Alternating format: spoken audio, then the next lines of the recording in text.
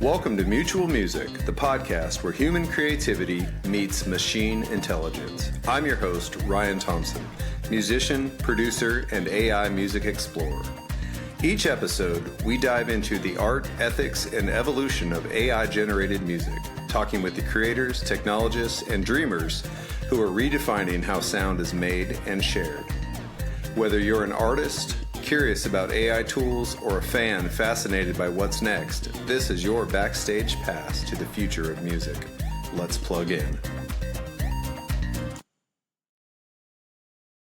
All right, welcome to the Mutual Music Podcast, where we explore all things related to AI music. I'm Ryan Thompson.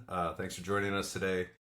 I'm also happy to be joined by my good friend Justin Jewett, who is an artist, fellow creator, and AI enthusiast, and we're going to get into it and talk about all things AI music today.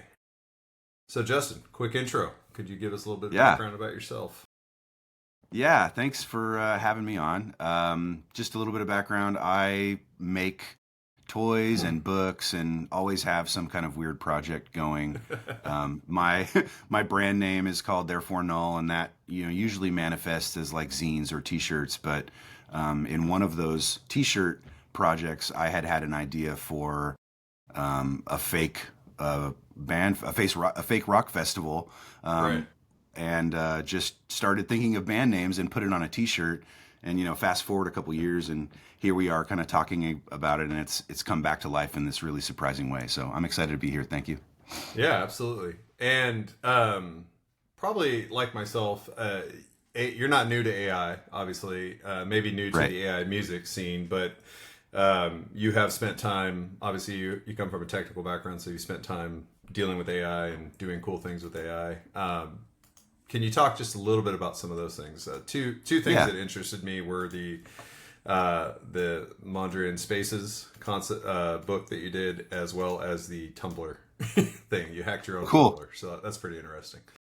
Yeah, Mondrian Spaces was really kind of the first project that I used to get to know Midjourney, making images from prompts. It really was about exploring the artistic style of P.A. Mondrian in conjunction with really mundane liminal spaces like bathrooms and hallways and playgrounds and stuff like that. It was really gratifying. I then kind of took those images and remixed them into all kinds of other things, which was a lot of fun and something that I like about AI stuff. And then the Tumblr project, I had just maybe 10 years of reposts on Tumblr that I hadn't really had much access to, and kind of felt like this would be an inspiring trove of images, but I didn't want to spend time dealing with Tumblr. So, talked to chat and figured out a way to just suck all that down onto my own machine to have it forever. So there we go. Cool. Well, definitely not a noob in the AI space, but relatively new to AI music, I guess, from a creation standpoint. So we're going to get relatively new to music. Period. Sorry, I didn't mean to. Well, I don't know. I don't know about that.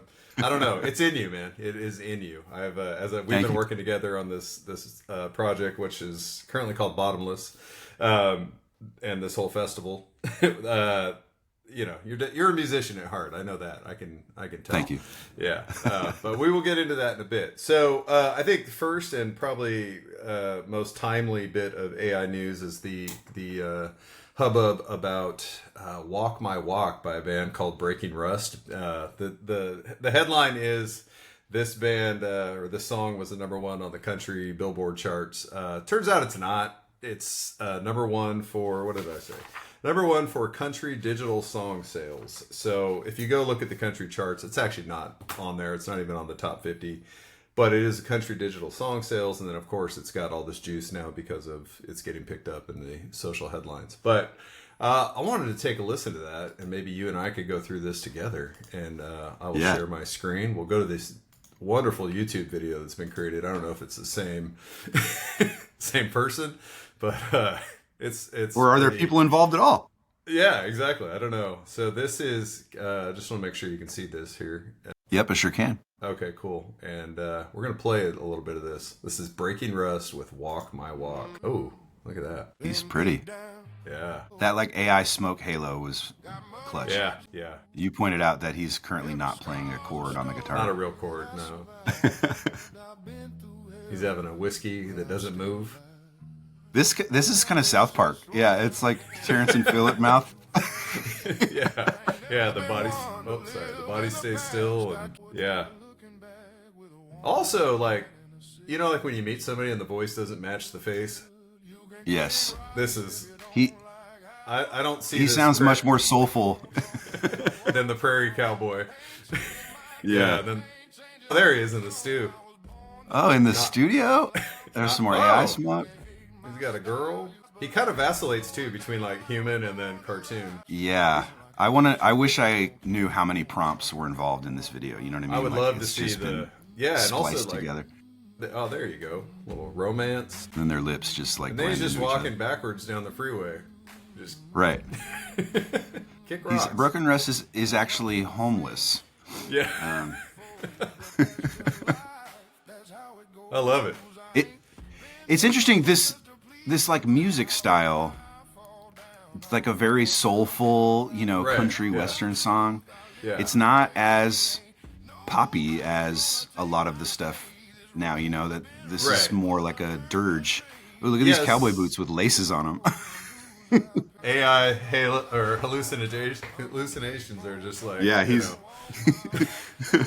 they're like he's a country G.I. Joe. That's what boots have. He's like, where are you going? Yeah. Yeah. Okay. Some of these shots are repeating. Ben Affleck a little bit. Not anymore though. Yeah, he does. Changed. Yeah. There you go. So anyway, this is popular, I guess. I don't know if it's popular as like a novelty or like real music. Like I don't know if there's a TikTok dance that's been created for this or what. But it's really interesting. I mean, there's so many.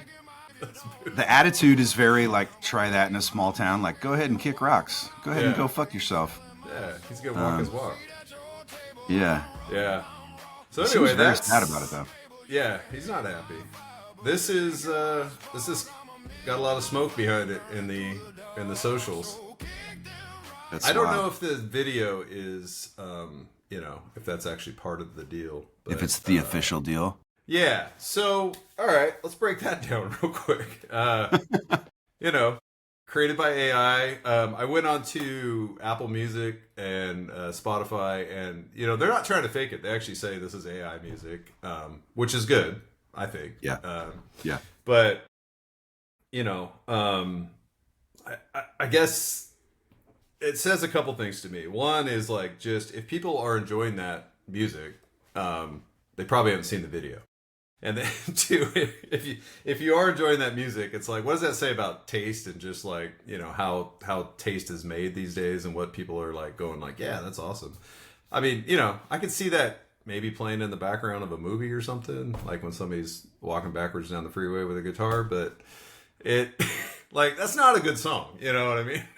Yeah. I don't think so. I think you're right about like, when you watch a lot of these like unscripted TV shows like 90 Day Fiancé or Love is Blind, there's music in those things. Yeah. And you're like, is this a real song or is this just about that? But it did have that kind of flavor for accompanying. It doesn't feel like music that's supposed to be consumed by itself.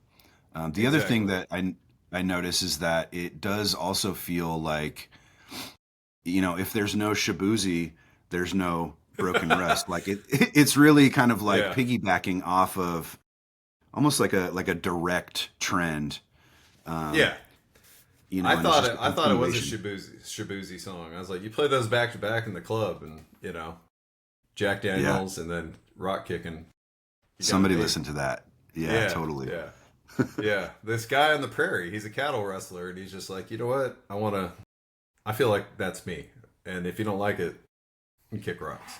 It will be really, really interesting to see how that community or that industry, that genre, responds to that music. There's just been so much controversy in that genre in the past, 5, 6, 7, 8 years where, if we're going back. Yeah, in country, like we were talking about this when Lil Nas X released Old Town Road. Yeah. Originally, everybody, and by people I mean everybody, was bananas about that song, right? Yeah. And then Yeah. slowly the hardcore country community started to realize, oh, this is a black guy, this is a gay guy, this is a Right. whatever. Did not really react against the fact that that whole song is built on a Nine Inch Nails sample. You know what I mean? That Right. was fine for country, Yeah. but he's black. This is built on nothing, and Yeah. it's not even a black guy. Like, Right. it's just not even a guy. You know what I Yeah. mean? So, like, It's a I robot, wonder yeah. what the hierarchy of prejudice is going to be. When each industry starts to get infiltrated by some of this phantom music. Yeah, I mean, I think especially in country too. So you had Lil Nas X, and then you had the old Beyonce thing, right? And like, Right, she got Beyonce. snubbed at the Grammys or whatever when her first album came out. And I can't tell you if it's a good country album or not. I like Beyonce. I think Beyonce's great. I think her music was as original or as unoriginal as every other country artist that's out there now. I was like, let it play. But people really push back on that too. But yeah, now you have something being created by a computer that is, I don't know, like, and it sounds like you said, like Shabuzi or one of those things. So like, are we now introducing elements of plagiarism of, like, but like, what do you have to be bigoted about at this point? If you're country music, you're like, there's a robot. I really don't like robots, and we're not gonna let robots make music. There must be some hierarchy. Shows. There's got to be, right? Yeah, they're just like, are you this? Are you that? Are you human? Are you? Yeah, I don't know. I mean, I think it says a lot about. I think it has more to say about if this is popular and it's truly getting activity, like legitimate activity, where people are like, yeah, I love that song, I'm gonna play it a lot. It's got millions of streams on Spotify. If that's happening, that means people are listening to it. And if they're listening to it, it's like, what do you like about that? That's not a good song. But who am I to say? I have taste is subjective. And so it's been made, it's out there. And I think what else is interesting is that you're seeing all of these songs now get mixed in, right? Because of streaming. It's like, we have no real way to tell if it's made with AI or not. That's right. You're seeing all these songs get mixed in with streaming services. And I think, pretty soon, real soon, probably, like once we drop the stuff we're doing, you're not gonna be able to tell, right? Yeah. It's gonna be. I don't think so.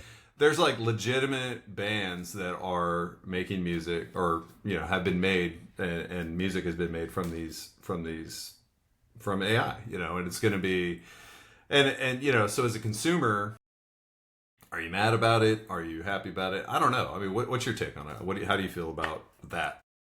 Well, it's interesting. I mean, my first reaction is to stupidly empathize with the celebrity, right? Like, oh man, they must be so bummed. Right. But then I kind of hear myself and go, that's a little extreme.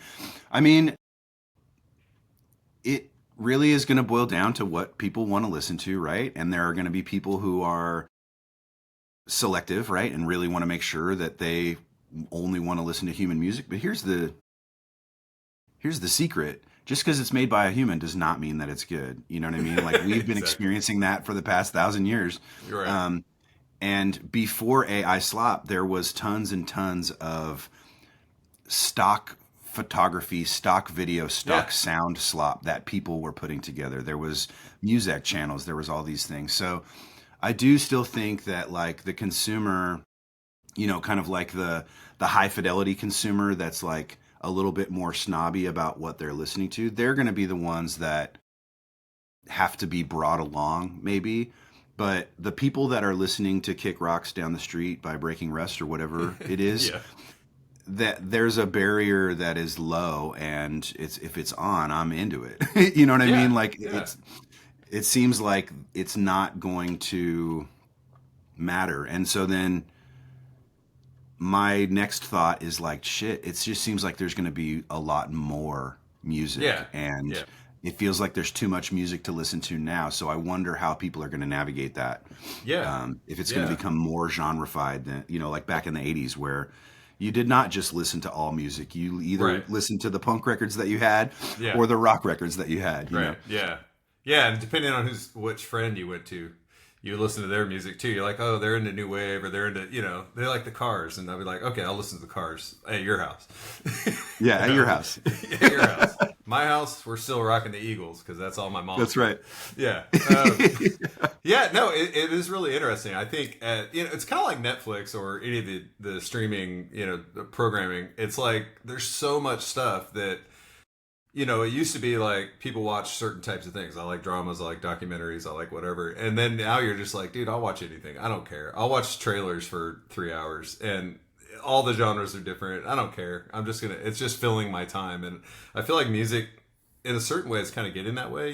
We do a lot of streaming at home, and it's like you just put on a, Pandora or Spotify or Apple Music station, and I just kind of play whatever's in the back. It's just background music. Like, we always have music on. It's always happening. So if that song that we just listened to by Breaking Rust, if that came on in the background, I probably wouldn't think twice about it. I'd be like, okay, yeah, there's somebody's doing fake soul cowboy music, and I'm cooking dinner, and that's fine. But, like to the, like you said, the high fidelity listener, the person that really gives a rip about music and is sitting down to listen, which I don't know how often that happens anymore. But if they are, they're probably going like, that's a bad song and I don't like it, and I'm not going to listen to that. And if it was generated by a computer, it makes me doubly mad. Yeah, it gives you even more of a bias. Yeah, my mode with streaming is really, there's kind of two, and I see a third mode. Right now, if I'm listening to music, it's either I'm listening to music that I know and love and am probably getting tired of, right? Yeah. Or I'm listening to music that I've never heard before and likely will never hear again, right? On some kind of like radio station. What I feel like when you take like what we've been doing with AI music and what a lot of people are doing with AI music, and you kind of sister that up with streaming, what it kind of feels like is now, or soon, you'll just be prompting in, I would like to listen to a never-ending stream of ska music, and I don't want to have to change the channel or think about the channel until I come back to you, computer.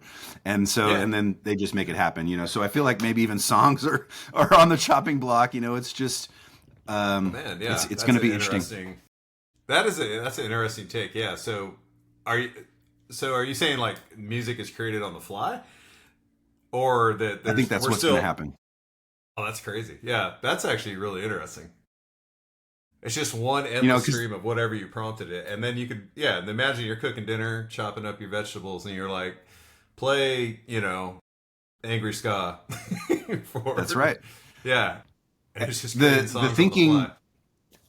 thinking in streaming is that there are similar theories about what's going to happen with like streaming video. Of course, though, those streaming platforms happen to be brought to you by your very favorite retailers. So as this gets smarter and as, video content starts to be more real-time generated, all of a sudden there's going to be ads in there. There's going to be placement content, SponCon. They're going to find ways to extract value out of us by entertaining us. Absolutely. Yeah. Yeah. Oh man, that's funny. That went a little conspiracy theory. Sorry. No, that's fine. That's fine. I mean, I think that's kind of the whole deal here, right? If you're talking about AI, you have to, right? It's like there's like, and I said this in the first episode, there's the creative aspect of it where we're enabling creativity, we're enabling the creation of art through this form. But then there's the ethical side of it, which is just like, is this right? Or should we be doing this? And then there's the commercial side of it, which is, how the hell do we capitalize on this and make money off of it? And that's kind of always where it goes, I guess. I think that's the debate on the internet anyway. It's like, oh, cool, I could have a voice. And then you're like, should I have a voice?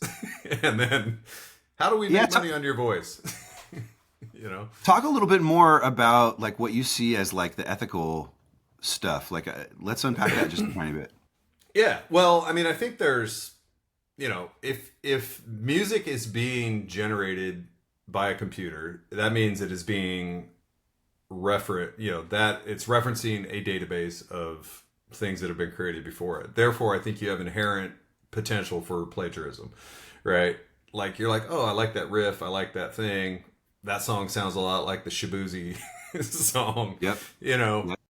but it's made by a computer, and I didn't do it. I might not know that that's plagiarism, but there might be some chord progression or melody in there that's actually just ripped straight up, right? So there's that. It's like, wait, this was already created, and we created it. But now to defend that, like, I think every song in every genre is some, derivation of something that you've already heard and played, right? Every song I've ever written, I'm sure is, there's only 7 notes, right?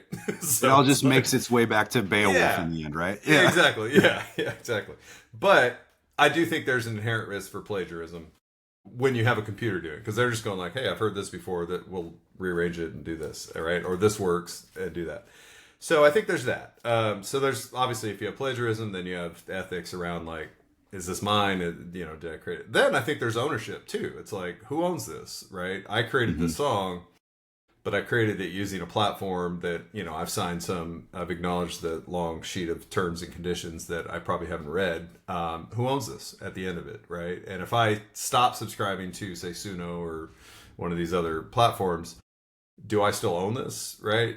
Is this still mine? And, there's that. And then I think the other part is probably just like the gray area, which is where it gets deeper, is like, just because we can create, should we be creating? And is it really creation? I mean, it is creation, because I do believe, people can and we are making music using these tools that is unique and viable. But does it, because we're able to do it so quickly, are we missing something? Are we, by circumventing processes that have been used for years, millions of years, are we now creating a crack in the foundation of society, right? Of the musical society. It's like, music used to be created by people that were musicians or wanted to be musicians and took the time to write it and to sit down together and perform it and record it. And, there's a whole industry around it, obviously. But you and I can make songs in a couple minutes. We can make songs pretty easily now. Everybody's got the ability to do it. And does that start to erode at the value of music, right? If you can do it quickly and you can do it cheaply, does the value degrade? And if the value That's a scary degrades, question. yeah. And then because music in my mind is like the closest thing we have to magic in the world, right? It's the one thing that can like change your mind, change your attitude, make you feel good, bad, whatever. Without really being able to understand why. I mean, you get goosebumps when you listen to music, and it's like, okay, what's going on with that, right? Right. And so if everybody can now manufacture something that does that at some point, have we taken away from the value of it, and kind of, where does that leave us as a society? Now take that, extrapolate it out to everything else that we do, right? And it's like, we stopped valuing food, right? In the 80s, right? Food became like, how fast? So we got too much of it. Yeah, how fast can we get this shit in our mouths? And let's microwave it. And, look what happened to us as a society, right? We got fat and we got... It's a good point. Unhealthy. It's a good point. Right. Yeah. So, too much of anything could be a bad thing. Personally, I love being able to create music quickly, and I still think there's some crafting that needs to happen in order to have a good song. But yeah, I don't know. I think the ethics really come into like, should we be doing this? And yeah, like I said, it's a scary question. When I think of the ethics, I don't want to like make any enemies. Obviously, we're going to become big and famous and find ourselves on some Grammy carpet with Tom DeLonge or Courtney Love or whoever it is. But sorry, Tom and Courtney, I just don't care about stealing from you. Okay. Right. It's hard for me to worry about that right now. Maybe later. My ethical questions are more about like in line with what you're talking about. Just because we can make this, should we be making this? And looking at how we got here, which is somebody loaded every page of everything into some computer, including song lyrics and music and notation and all that kind of stuff. And here we are at at this moment of the LLM. Right. Well, what's going to continue to happen in order to increase the size or sophistication of those models is that we're going to keep feeding stuff into the machine in order for it to do and be and getting bigger. Yeah. what that means is that all this fake writing and all this fake music and all this fake art that's being used, or excuse me, that's being produced with the version this AI is going to then get loaded in. And like, when are we going to start eating our own tail? You know what I mean? When is it going to be all recycled? That to me, I think, is the Twilight Zone scary situation where we've kind of recycled our own selves so many times that there's no there anymore, Yeah, that is true. I mean, if all of the music that is being referenced, or say the majority of the music that's being referenced by AI is generated by AI, right? At first it was like, okay, nothing. Now it's like, oh wait, I have all this, you go to Suno and there's millions of songs being created. Yes. And they're all being tagged, and all the meta information's being stored. They're like, okay, this is ska music, right? As far as I know, right? As far as I can tell. And you're like, but yeah. So at some point, we're trying to like create music out of music that's been created artificially at some point, and the real music will die by the wayside. And now all we have is fake music, and then like that is what we know. That becomes the reference point. I mean, does it get better? Does it get worse? Do bands just give up and they're like, fuck it, I don't care? That's going to be really interesting, because I'll tell you what, there's hundreds of thousands of bands that have made it. Yeah. And then there's everybody else, you know what I'm saying? And it's like, right. Where are those people going to go? Well, yeah, and the music industry, and I guess this kind of ties into the ethics too. The music industry just got worked, right, by streaming, and so you don't make money as a band on streaming. You make, fractions of pennies every time somebody clicks on your stuff. So you make all your money on touring, right? But if all of a sudden, let's fast forward 10 years, all my favorite bands are not bands; they are generated by stream AI services, or they're just happening and going away, kind of like what you described. Like, I can just prompt music to start happening, and that's what I like to listen to. I'm never going to go to a show again. Why would you? Yeah, why would you're being priced out of them. You're being priced out of them. Exactly. Yeah, so bands now, I have to go spend $250 to go see a band that I kind of like. It's like, so what happens then? Do all the the collapse of the industry, just, I think it just begins to erode even more, and you have I'm thinking of like all these large places that host all these bands. It's gonna cost you $25,000 to go see your favorite band. It's gonna be a very rare, and then everybody else thing. They'll just be gone, right? There won't be small clubs. There won't be any of that stuff. I mean, there will always be the audiophiles that do want to go listen to live music, but if you're not able to, if the mix becomes such that it's like AI music is 90% of what we hear streaming, right? Because we can do it faster and cheaper. I'm not going to know those 10% of bands. I'm just going to know, like, this station plays stuff that I like to play, or that I like to listen to. So it gets weird. Well, I think it gets weird. And think about this too, like, again, going to like the Hollywood movie production situation, we've all been familiar with this notion of digital doubles for a long time, right? Like, actors are compelled to, hey, yes, we're going to pay you to do your acting, but also we'd like to scan you so that if we have any VFX scenes or whatever later, we don't have to have you come back and deal with your mustache or whatever. It's, we know, and I'm sure we'll get into this in this podcast, but the process by which we've been creating our music is by kind of polishing a band persona. This is the essence of what this band sounds like. And then we go write our songs. I think we're probably, it won't surprise me if we're confronted by some world where Linkin Park has now licensed their persona, and you don't need to listen to Linkin Park songs.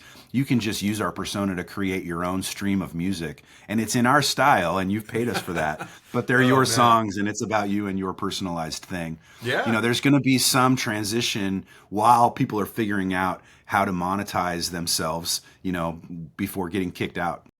We got to get these NIL deals in, man. There we go. Yeah. I mean, think about it. So you're in Suno or one of these apps, and you're like, oh, I want to use the Linkin Park filter or persona, and they're like, all right, that's $29.99 a month, and you can create all the Linkin Park music you want. That's kind of cool. That's how video games work. Yeah, exactly. So if you're Linkin Park, that's like cool, man. I just Yeah, I'm just And selling they're going to get a penny off of every stream. You know, I can go make music, but I have to list them as a collaborator or some shit. You know, I mean, it's the sky's the limit. Yeah, now they just have all this terrible music being made by Great. What a legacy. Yeah. By 40-something-year-olds going like, hell yeah, dude, I like that. I like listening to Linkin Park. I'm gonna go play this at the skate park. Well, let's transition then. You brought up personas, and I think that's a good transition point. So let's talk. I'd love to hear your kind of intro into Bottomless and the project that we're working on. And I will start with a quick intro on like how we met and to get back to that, and then we'll talk a little bit about the bands that we're creating, what we're doing here. So you and I were at a dinner. We had obviously known each other, but we started talking about music, and I was talking about AI music and how I'd been exploring with it and playing around with it. And you mentioned to me that you basically had fake bands created, and you mentioned that you had done all the design, or not all the designs, but you had designed logos and this whole concept of this festival that never happened, where all these bands were, and you had a T-shirt made and all that stuff. And I was like, that is so cool, because when I was a kid, I used to draw bands. I would just make bands up, and I would draw stages, these like elaborate stage settings, and I had all these bands that were, fake, just made up, but I loved it. And I was like, this is so cool. And, one day, one of these bands will be mine. None of them ever became mine. But so I was like, oh, cool. Well, why don't we talk about, like, I'm doing AI music and you're doing that. And we started collaborating on that. And I think it might have been my idea, which, I'm kicking myself a little bit for now. I was like, let's do a live album of the bands that played at the Bottomless Festival. And from there, we started this project. So, but I would love to hear you talk about kind of the genesis of creating these bands in your mind, and what went into that before we met, and then like where we're at now. Like, bring us up to speed. Yeah. The Bottomless Festival really was a visual project to begin with. I had this sort of recurring yearly project that I would call the Hate Ball Capsule. And I would produce 6 or 7 T-shirts a year. In 2019, I got a bug up my butt, or I don't know exactly what was going on. Well, actually, I do know what was going on. One day I was driving home from work, and in a dumpster that I was driving through an alley, I saw a box kind of spilling out of this dumpster, and just on the side of this box, it said Jurassic Nintendo. And I said, that's a good band name, Jurassic Nintendo. And so I walked around with Jurassic Nintendo rolling around in my head. And when I was designing these T-shirts, I was like, oh, this would be funny. Let's make a shirt that is kind of like a really dense Coachella-style flyer of just hella band names down the back. And the idea, the feeling that this T-shirt is supposed to make people feel is, like FOMO, like, oh shit, what is that? I didn't go to that. Who is Lon Wee? I was at Bottle Rock that year. I should have gone to that. Right, I should have done that. So that T-shirt came and went, and then we hit COVID in 21. I had kind of made some changes to my artwork setup. I wasn't getting my T-shirts produced anymore. I was printing them in-house, and I was trying to push the limits there. And so I came back to some of these bands, and instead of just writing their names out, I wanted to make logos. And that was me saying, damn, I want to be in a band, but I don't have any friends and I don't play any music. So I'm going to just find the pieces of this that I can, and, make a T-shirt about it. And then it was funny because, one of our logos for Zanunus, it gives Metallica. Yeah, and I was totally. I was going to go see Metallica at the Aftershock Festival that's here in Sacramento. So my goal was, I'm going to wear this shirt to this thing and, have somebody ask me about it or whatever. I don't think anybody asked me about it, but that was that year. And then in 23, this started, I started to have this pattern, this every other year pattern. In 23, I started to write like some lyrics down because I was going to use AI to make some magazine, that talked about the bands or did some kind of articles, like anything but the music, because I don't know how to do that, right? Yeah. And that was when I wrote Brass Razor. That was when I wrote Ejector Seat for Hobgoblin. And then, like I mentioned to you when we talked about it, it sort of died. And then fast forward, we're at this dinner and you're talking about the projects that you're involved with. And of course, I know you to also be a non-AI musician.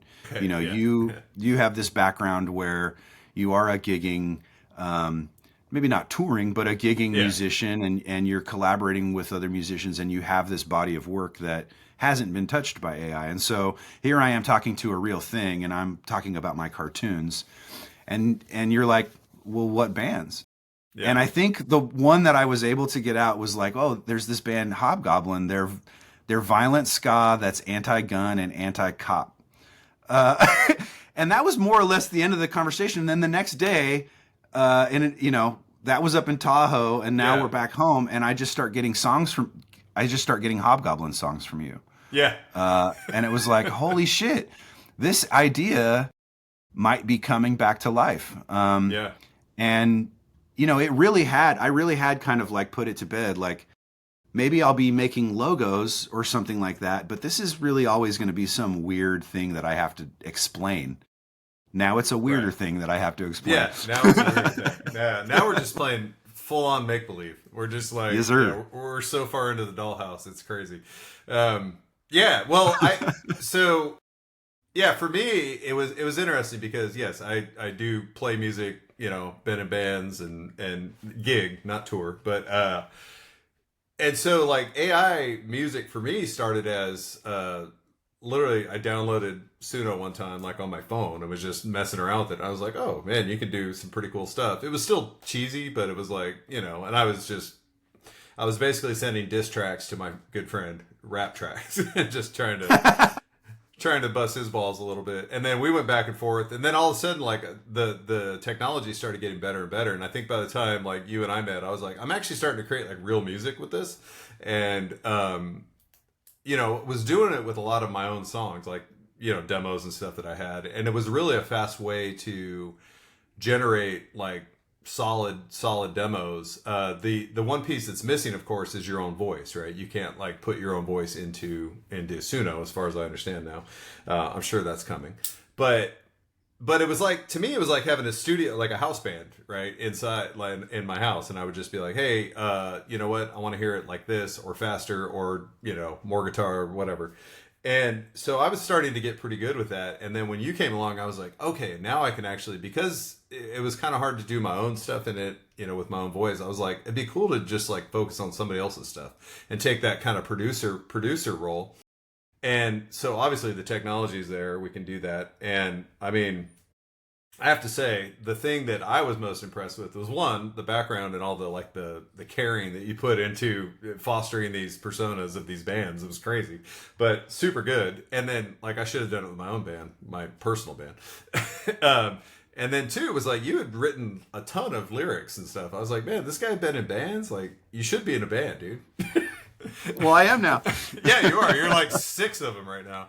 So, yeah, I mean, I was just like, but it's neat because this is where I feel like AI and the technology that we're talking about like brings this stuff to life. Like, okay, you had me who was like, all right, I know about music, I understand creating music in the tool. You have got these like, you've got the background, you've got all the thought work has been done to put into it, and now here we go, boom, we can manifest this stuff pretty quickly. It still takes time and it still takes man hours sitting down and doing it. But like, that is where I think, if we're looking at the ethical side, I was like, screw the commercial side. I don't care about plagiarism. Like, let's look at how quickly we were able to get these ideas, to market and yes. out. And, I don't care if anybody else never hears them. If you get to hear them, it's like, dude, we just created music for something that you had in your brain for 4 years.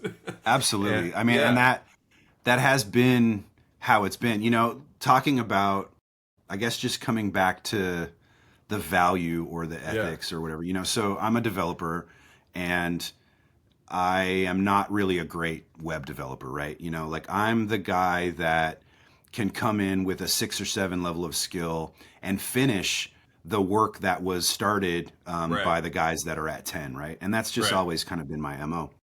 And in the past 20 years of working with developers, there's this sort of thing where if it's not right the first time, you go back to the developer and say, hey, can you change it, to do Right. this? And yeah, they'll change it. Or you can ask them like, what if it did this? And you have a few of those with a person. Yeah. You can go back to them and say, man, I know I asked you to do it that way, but now I have this different idea and I'm really sorry, but I do think it will be better. So like, let's look at this. Working with another person, a colleague or whatever, they have only so much patience for that, A. And B, as a thoughtful person, I'm always trying to not bump up against somebody's boundary, right? Like I don't Right. want my developer friend to tell me, hey, dude, enough is enough, right? Right. Those boundaries do not exist in AI, right? You can ask it to go again and again and again and again. And so one thing that I've noticed that I want to make pretty clear about AI music is that we didn't really take all the elbow grease out. You know what I mean? There's still lots and lots of going through options and trying to understand, did this make it better? And can we take this part from here and this part from here? It feels like a lot of the same mechanical movements of collaborating with a group of people and trying to complement your own personal skills with the skills of someone or something else. There's still a lot of the same movements there. I mean, that doesn't make Courtney Love feel any better, but it's no less true. Yeah. Yeah, no, that is true. And we both obviously come from like the web development world. And yeah, it feels very similar to that.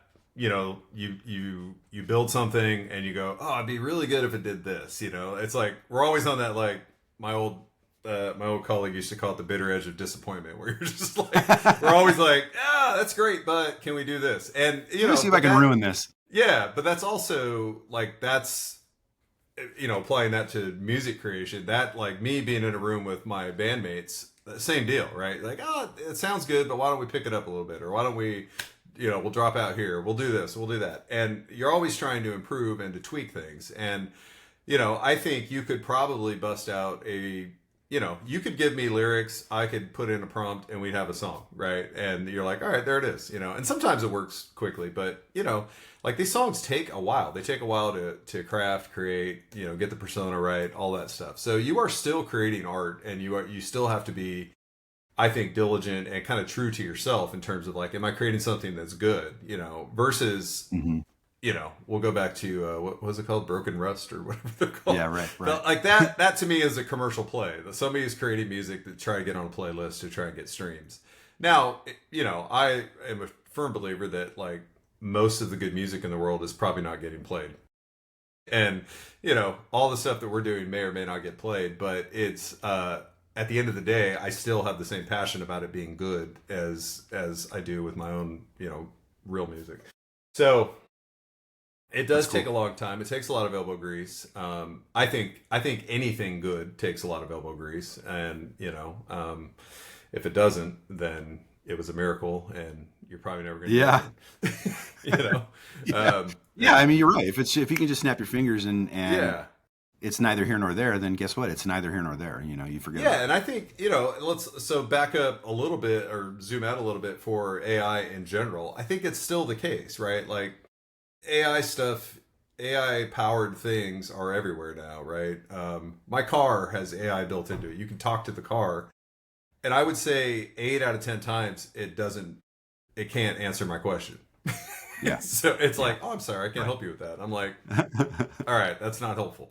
And then there's all these AI tools that you can buy for everything, and then even like ChatGPT and people are doing their homework and resumes and all this stuff in it. It's like if you're just throwing stuff in there and taking whatever it gives you, it's probably not that great, and that's why people can figure that out. Like you still have to dig into it, and you still have to know stuff, and you have to care about it. And I think ideally, we are in the situation where we're creating music that feels like it's been cared about, and at the end of the day, it'll stand on its own or it won't. But that's I'm gonna walk away with that. The last thing I want to do is create a walk my walk and be like, dude, look at this song. You should be dancing. You know what?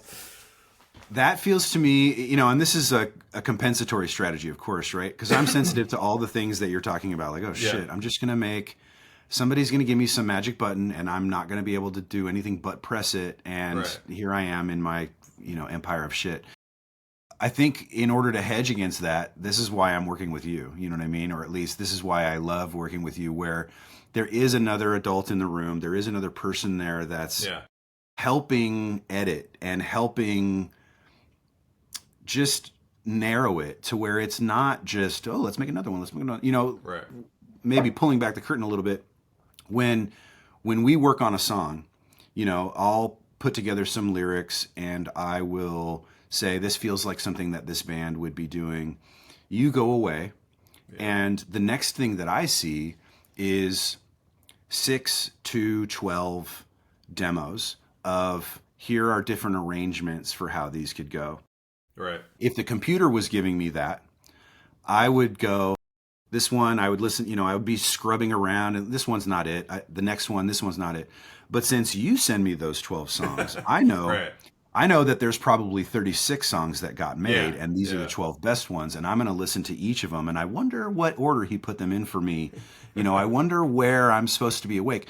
And like I just know in my bones that it's better for having us both involved in it, and trying to counteract the artificiality of just the generator. Now we're actually taking the generated things and refining them to some degree. It feels good. Yeah. Well, that's good. And I'm glad it's feeling that way.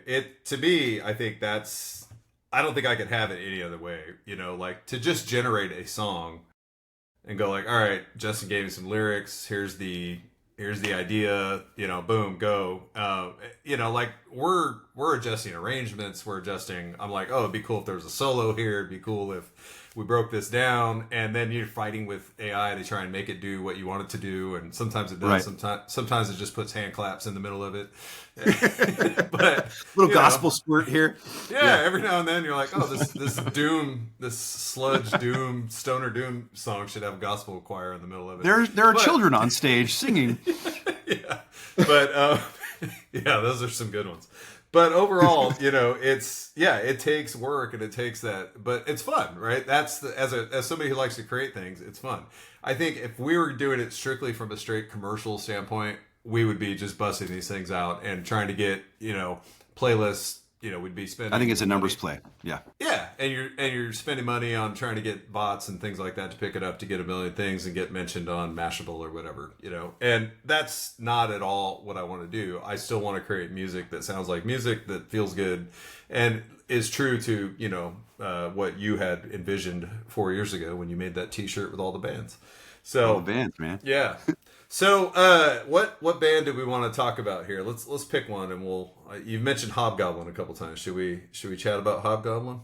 Let's talk about Hobgoblin. Hobgoblin is probably the headline grabber of the bands. They have the weirdest, or maybe the most unique to me point of view, I guess. Yeah. Hobgoblin is a ska band. I love ska music. I would, if I'm describing sort of my ska background, it's definitely like third wave, from the 90s, Real Big Fish, that type of thing. But also there's this genre of ska called Violent Ska, which is exactly what it sounds like. It's more of like a hardcore ska. And I got into a place where I was listening to a lot of that, and I was like, this just sounds like so much fun, where I can be pissed off and it's brassy and trumpety, all at the same time. So I started thinking of them.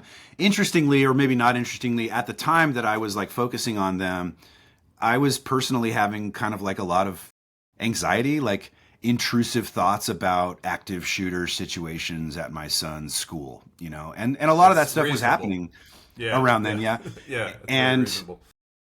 And this kind of became a little bit of an outlet for that, of like, I want to take my rage about my lack of control in this situation and just push it out of a fucking tuba. You know what I mean? And so imagining those shows and imagining all the sparkle for that was really great. And then, we hooked up. I kind of already had a song written for them called Brass Razor. And it was lightning in a bottle. It was holy shit. I didn't expect to hear Hobgoblin. And here they are. Awesome, and I want to play that, but I realized I didn't have it queued up, so I'm going to upload it, and then we'll queue it up. Actually, Nice. Nice. Yeah. Oh, look at that. Let's see if this works. We'll play Okay. Is that it? Yep. There we go. Yeah. And we were definitely trying for the live feeling here, so this is... Yeah. Yeah, our process has changed a little bit since then, Yeah. but hearing this for the first time was unlike kind of anything else I've heard, because this is that. Right. And everybody I've showed it to since then is like, wait, that has horns in it. That's not AI. Right, yeah. What was cool about this, too, is you had such a kind of a bold description for the band, like a detailed description, and I didn't know much about ska or violent ska at all. So, I had to like do some research. So I had to go listen to this. You had given me a few playlists to listen to, and I spent maybe an hour in ChatGPT just like kind of fleshing out what this band would sound like talking to ChatGPT and going like, you know, it sounds like these songs. What should I do? What are some prompts I could use for this? And so I was kind of like, you know, throwing darts trying to get this thing. And I was really happy when I got this over to you. You're like, that's it. I was like, That's oh, the one, dude. Yeah.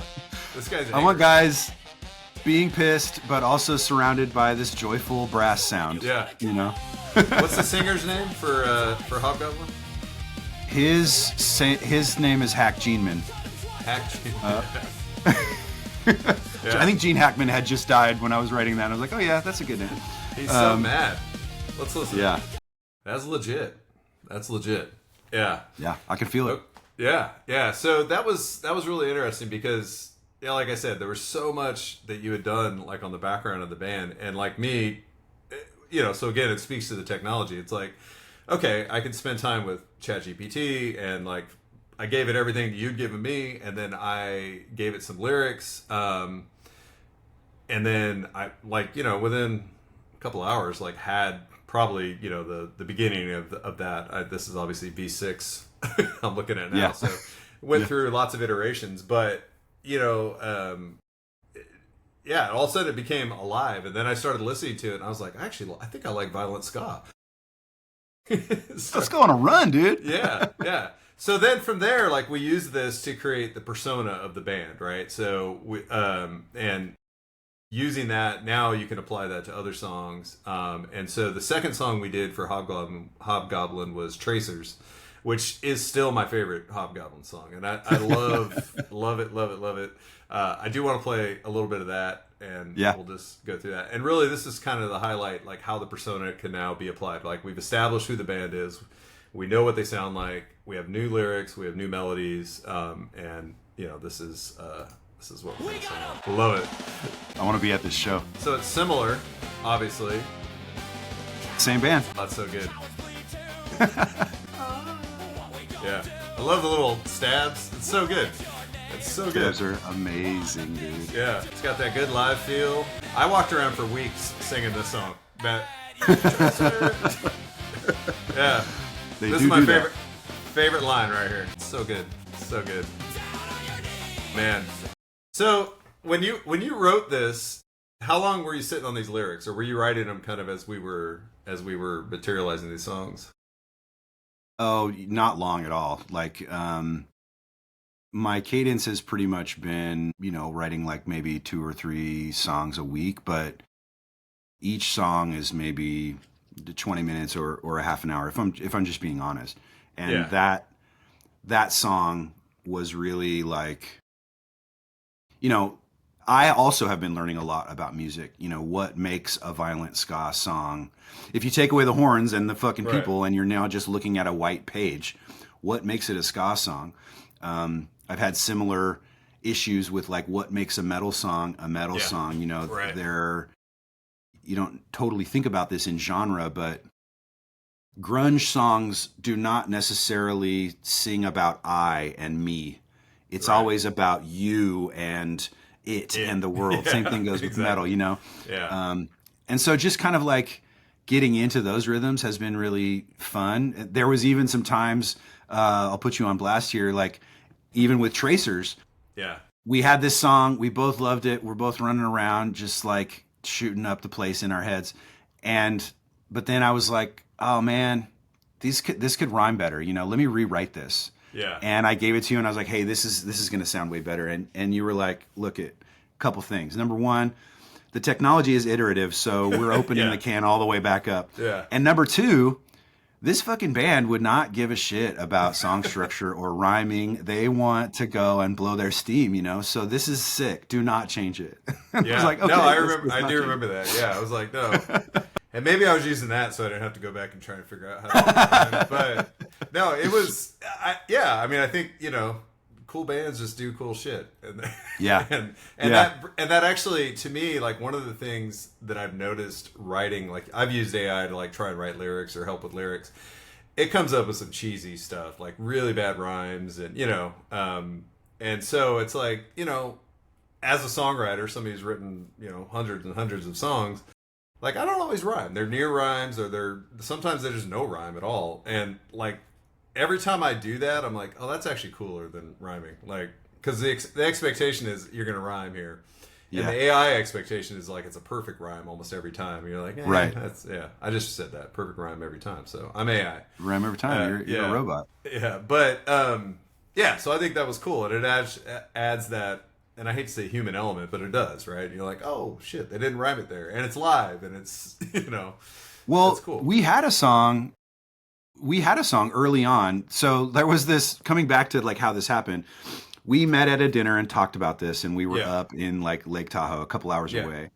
You then drove home that night, and I drove home the next morning, with some other people.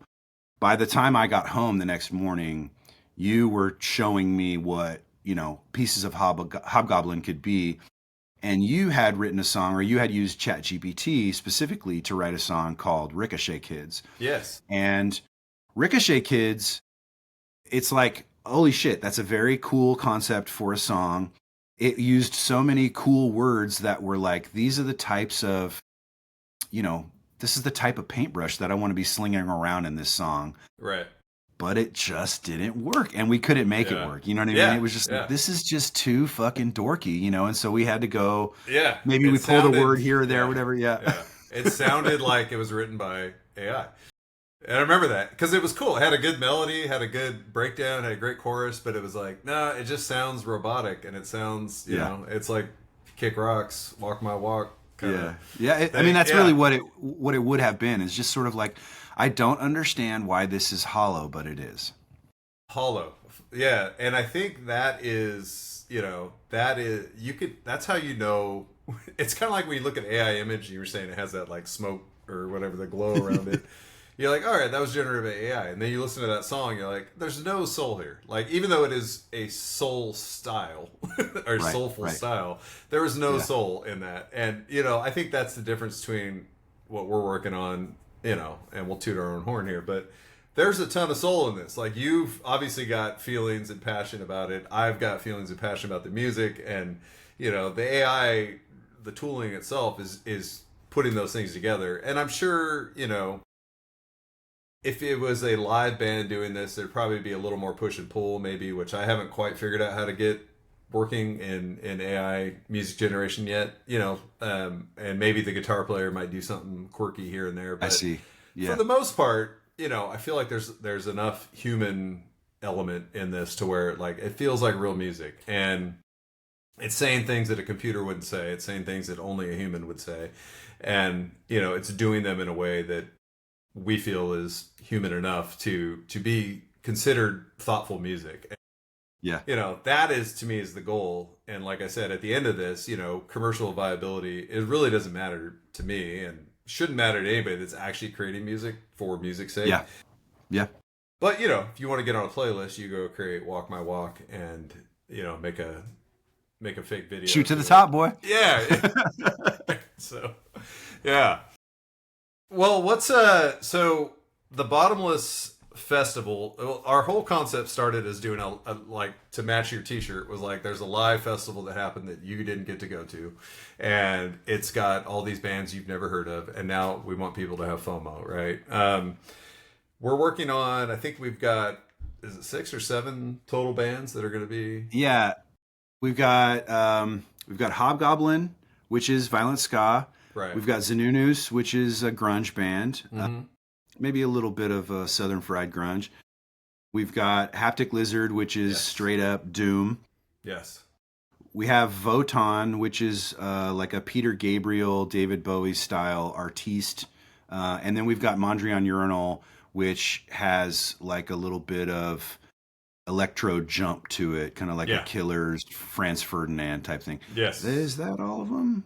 I think there's that's all one more of them. I think there's one more that we haven't done yet, right? There's another band in there that we haven't even. Voton we've been messing with. Yes. My fiance has a little band called Trash Cat, which I'll write a song for her so she can be on the t-shirt. And then we've of course got your band, Sometimes Sheep, which has been like really killer. It's been, and I really want to say that, like, I've been writing all these songs and feeling like, whoa, I can write something that is turnable into music. Right. My experience of this Sometimes Sheep music, which you've been working on as a personal project, and we've identified a cool fit for Bottomless. Your personal work there and the way that those songs are layered are a great inspiration for me. Not about like how AI can make it sound, but just watching you as a songwriter. That has been a cool thing to like, okay, cool. Now I got somebody to to write against, but to sort of interplay like with, and it's been very, very cool. That's right. Yeah. That project, which is interesting because that came out of this work that we're doing, right? Like I just had, I was working on the stuff that we're working on, and then took a break, and I had these lyrics in my head, and timed up with some things that were going on in my life, and I was just like, oh, I'm gonna write a song about this. And then Sometimes Sheep, much like you, was an idea for a band that I've always had in my head. Like, oh, if I ever have a rock band, it's going to sound like this, and it's going to be called this. And I didn't really have the songs. I was just like, I had the sound, and I was able to kind of twist and turn, AI to generate. And I was like, holy shit, I think I got it. And from there, I wrote, I think I have 8 songs now, but it's all happened in the same time, in parallel with what we've been doing. And I'm not moonlighting on you, but no, it's just been but when you get in those as a songwriter and as a creative person, you get in that flow. It's like, okay, I'm in it, and as the more creative you are, the more creative you can be, and it just keeps going. So and then obviously the tool allows you to do that faster and quicker and all that. So yeah, I mean I think if anybody's looking to like express themselves musically, like, to me, this is a great way to do it. Like, it doesn't really matter what you've written or how you write or what you've done or what your experience is with music. Just do it, and go out there and put something out. On the first episode, I showcased a song that my friend had written for his wife for their anniversary. He's not a songwriter, but he had some like poetic stuff he was saying. I was like, dude, that's locked in your brain somewhere. Like, you got to get that out, and he did. Yeah. It's great. And so like my advice to anybody that feels like writing is like, go write and go play with it, and we'll worry about the ethics. You worry about clearing out your heart, and getting that onto the screen, because and don't worry about the money. Don't worry about being a #1 single. Like, all that stuff is phony anyway. Just do it, and it'll either make you feel great, or it's going to inspire you to keep doing something that's going to make you feel great. So, I don't know. I'm a big fan of it, and obviously the Bottomless thing has been such a treat to work on. And it's one of those things where it's like, I think I'm spending too much time on this, but but not because I don't want to, just because like I want to. So it's becoming a thing, But it sparks so much other creativity in my own persona that I'm really happy about it, and I'm looking forward to when we can finally release it. What does releasing Bottomless look like? What are we doing? What's going to be the end goal here? Yeah, the end goal. I mean, it would be cool to put this music in a place where most people could listen to it if they could. It's certainly available to whatever degree on Suno already. My 14-year-old listens to it. That's one of my boxes that I'm checking of like, how is this? And he's all about it. He's like, shit, Dad, I want to share this with my friends and cool. Make my own playlist with it. So I do think that like getting it onto a platform where, some of the weirdness is taken away so Yeah. that it's easier to share with our friends and family and whoever else. And then, yeah, sky's the limit. If we can get somebody that we've never met to listen to it, Right. that would be a win, right? And then, Absolutely. you go from there. Yeah, yeah, for sure. Well, I think, yeah, I mean, in terms of distributing music, I think, I don't see any reason why it doesn't go up to, all the channels, Spotify, Apple Music, all that stuff. It'll be on Deezer. But I guess what I like about what we're doing now, and I know that we kind of debated this a little bit, is I like that we're upfront about like this is AI music, right? Because the last thing I want to do is try and trick somebody and be like, what I almost want to do is like open their eyes and go like, hey, the AI music can actually be good and it can be thoughtful, and it is just the mechanism for producing these things that humans have dreamt up. And I guess in the world of the walk my walks and all that stuff, like I hope that type of stuff doesn't dilute what can actually be created with AI music, or with AI tools. But that's the risk you run. There's shitty music in every genre, so it doesn't matter. Yeah, there's always been pop music and serious music, right? I mean, I'm sure that somebody had an existential crisis when the Spice Girls came out, and you're like, oh shit, Right. they're in the neighborhood. And so I think it will be about understanding. And I agree with you, like the whole debacle a couple months ago with like the Velvet Sundown. This was the first kind of large notoriety or notorious AI band. And that started out as like a little bit of well, maybe nobody will notice. They were trying to like get one over on people, right? Yeah. I do like the upfrontness about it. And it feels like, watch me eat my words, because it maybe isn't like this, but it feels a lot like, skateboarding or pinball or pool, where you go and you watch somebody do it and you're like, that doesn't look that hard. Right. Like that looks sick. I'm going to do that. And then for me, the minute my foot touches a skateboard, my ass is on the ground and it's like, right. oh. This is hard. There is some time that I can't see that was involved with this. And there's some element that I don't just immediately understand upon looking at it. I do think that there will be that element to AI music, folks who are, not at the early adopter edge and not totally resistant, but people who dive in and go, well, what is this all about? And they make a couple songs and they go, okay, that's hollow. And I don't really understand why. And these guys are doing something different. So, you know what I mean? I think that the legitimacy element will take care of itself. Yeah, I think so. I think you're right. I think creators are going to create. And, if you're a good creator and you create something good, it will make its way to where, it's like water. Where it's supposed to be, yeah. Yeah, it'll find its place. And then I think people that are not creators or that are creators for capitalistic reasons will figure out that angle. I've personally never been that way. Sometimes I wish I was, like, hey, I've listened to like alternative country music, which is most of the stuff that I do with my band. And, you listen to like Sirius XM or you listen to anything that's on the radio and you're like, I've written so many songs that are better than this. Why is it not me? And it's like, cause I don't really know how, and I don't really make it with that intention. I don't know enough people in the industry to make that happen. So, but the commercial people are going to make it and they're going to go that route. But I think good music can be created. And I think the creators that do it will continue to do it. And the ones that, like you said, try it and realize they're not good at it, it'll stop. They'll just bow out. Yeah. That's why, you don't see a lot of shitty skateboarders riding around. Because it's hard. Yeah, it's hard. And they get hurt. So, yeah. I like that point of view. There are huge deposits of gold in this planet that will never be found. Yeah, exactly. Exactly. That's art. Yeah, that is art. Yeah. Well, I'm happy to be making art with you, and I appreciate you sharing it with us today. And thank you, my pleasure. Yeah. So, we'll keep tabs on Bottomless as the bands progress and materialize. We will continue to highlight them here, and we will definitely have you back on, and we'll be chatting. Fabulous. Thanks so much for having me. Talk soon. Yeah. Take it easy. Bye. Bye. Are we ready to take off?